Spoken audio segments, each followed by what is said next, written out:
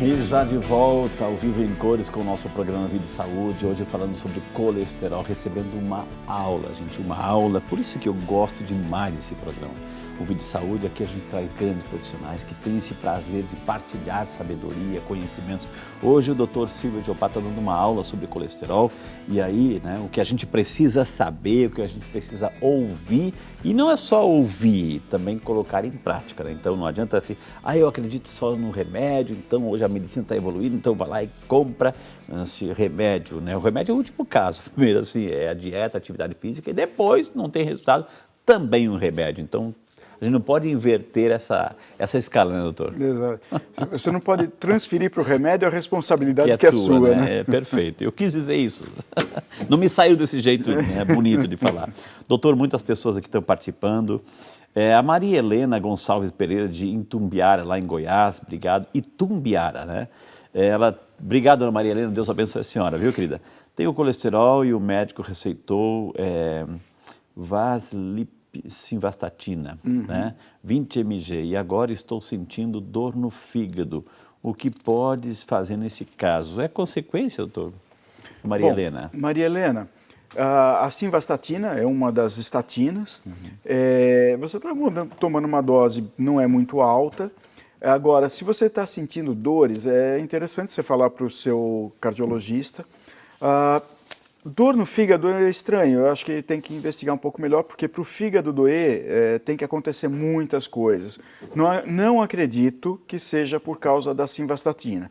Não pare de tomar, continue tomando, mas procure seu médico para esclarecer esse problema, tá? Dor muscular, isso é diferente, a pessoa sente, ela palpa e ela sente dor muscular, e aí às vezes tem que trocar o tipo de estatina ou modificar a dose, mas não é o caso da Maria Helena. Doutor José Holanda Martins, de Mossoró, Rio Grande do Norte, obrigado, senhor José, pela participação aqui no Vídeo Saúde.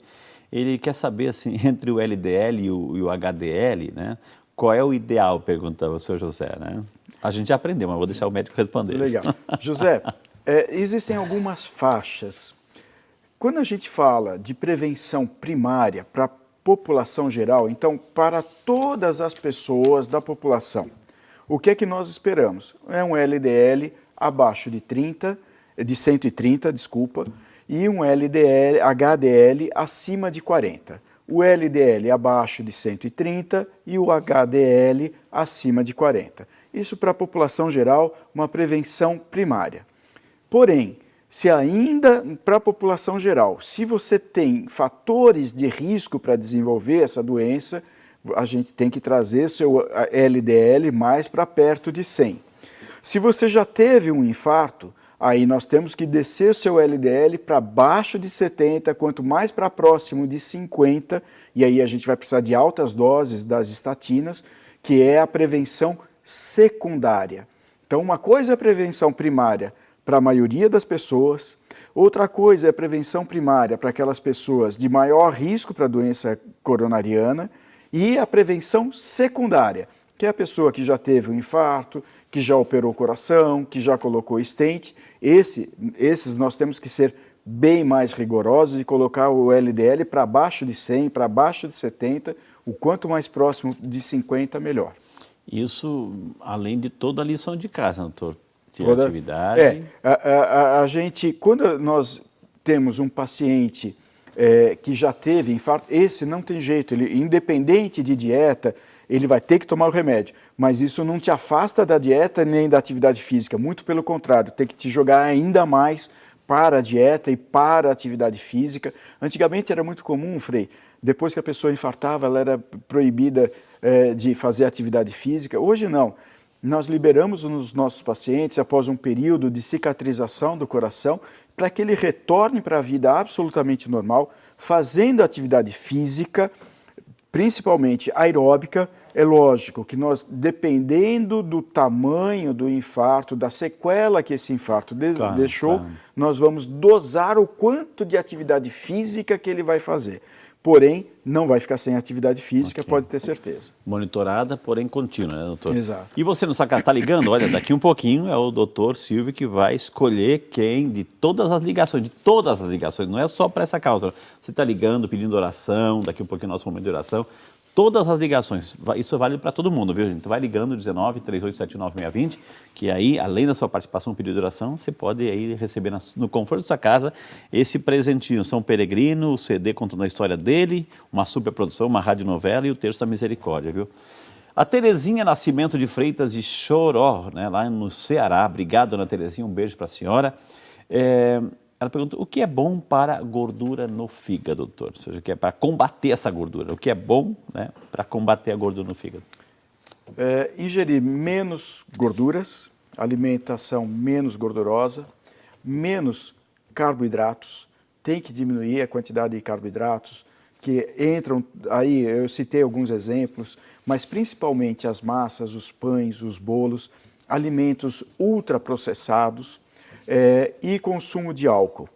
Todos esses alimentos, se você prestar atenção, o álcool, o açúcar, tudo isso é carboidrato e ele vai se depositar no fígado. Além da atividade física, isso é importante para mobilizar essa gordura do fígado para outras regiões, queimar essa gordura, eliminar essa gordura. Então, é dieta, alimentação pouco gordurosa, pouco carboidrato e muita atividade física. Que maravilha, viu?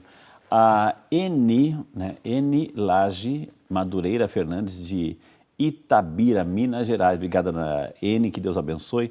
Ela gostaria de saber se uma pessoa com sobrepeso, quais as chances de adquirir colesterol?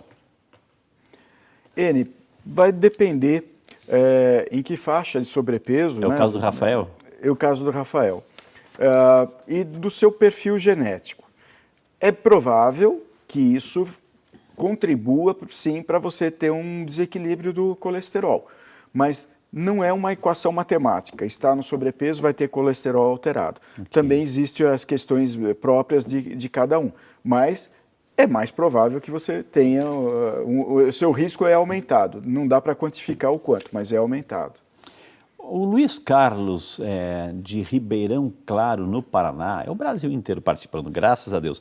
Ele fez um ele quer interpretação de dados aqui.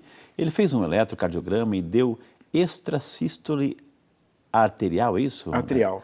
Atrial. Ele pergunta o que é isso? Tá. É o Luiz. Bom, o seu problema é um problema elétrico do coração, né? Nós temos, o nosso coração, ele tem um ritmo cadenciado. E os átrios são cavidades que empurram o sangue para dentro dos ventrículos. E os átrios batem numa frequência igual dos ventrículos, mas em momentos diferentes. Primeiro o átrio, depois o ventrículo. E às vezes você tem algum escape e você tem um batimento extra que é do átrio. Normalmente esses batimentos, essas extrasístoles atriais, são benignas, não trazem grandes problemas para o coração. Evidentemente, a gente precisa saber em que quantidade, em que frequência e o que desencadeia.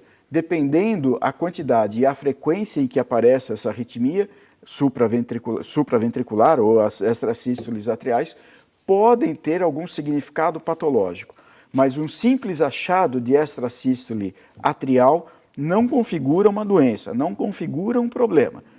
Tem que tentar entender o que é. Entendi. Na maioria das vezes é um processo benigno. Doutor, colesterol alto ou ruim, etc., esses problemas de colesterol, é só brincadeira de gente grande ou criança, adolescente pode ter também? Nossa, Frei, eu acho que eu ainda, nas outras falas, eu havia esquecido de falar, a obesidade infantil é uma epidemia, é um problema de saúde pública. Quando a gente fala de prevenção, é comum as pessoas pensarem em prevenção depois dos 30 anos. Quando não, depois dos 40 ou até depois dos 50. E a gente passou na medicina durante muitos anos, muitas décadas, indicando a prevenção para as pessoas na vida adulta. E a gente esqueceu das crianças. E hoje a gente sabe... Criança gordinha era sinal de saúde. Saúde, né? E hoje a gente sabe que a prevenção ela tem que começar na infância. Para dizer a verdade, se a gente for um pouco mais rigoroso, deve começar no intraútero. Eu falei agora há pouco para um dos nossos espectadores sobre prevenção primária, prevenção secundária, né? Hoje a gente começa a pensar na prevenção primordial, que é aquela que começa no útero da mulher. Ou seja, é a mulher mudando seus hábitos para já começar a prevenção para o seu filho que vai nascer daqui a pouco. E depois, a preocupação com o colesterol, com o diabetes, tem que começar na infância, mas principalmente a preocupação com a obesidade infantil, que essa obesidade vai facilitar, vai levar ao descontrole do colesterol lá na vida adulta. Então nós temos que estimular as crianças a terem atividade física, a realizarem atividade física todos os dias, e controlar o que come. 1 hora, controlar o que come, é fundamental.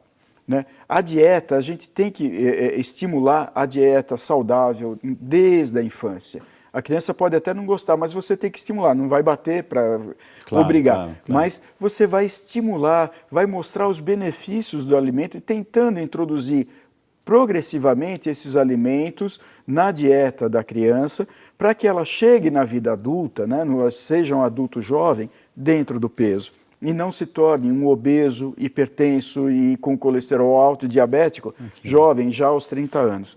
Portanto, a prevenção, a preocupação com essas coisas na infância é fundamental, é muito importante, passando principalmente pela questão da atividade física e da obesidade. Se a gente, já vou chamar um intervalo, a gente já tem uma certa idade, uma certa caminhada, eu e você e todos nós, assim, graças a Deus hoje temos esses programas, o Vídeo Saúde, que a gente tem as informações assim, de repente para nós a gente consegue consertar muita coisa a gente consegue ainda consertar a nossa vida, graças a Deus tem recurso para isso, assim. Mas você tem filho pequeno, tem criança pequena, está gestante, então usufrua dessas informações para cuidar aí da sua criança, do seu filho, viu, gente? Vou chamar o intervalo, a sequência é essas aqui, pode mostrar a nossa, lá do lado do São Peregrino também está cheio de intenções, assim. Então a gente vai juntar tudo e o doutor Silvio vai escolher alguém para receber aqui o São Peregrino. Dá tempo de ligar, temos mais um intervalinho, a gente volta já só para você. Esse é o Vídeo Saúde.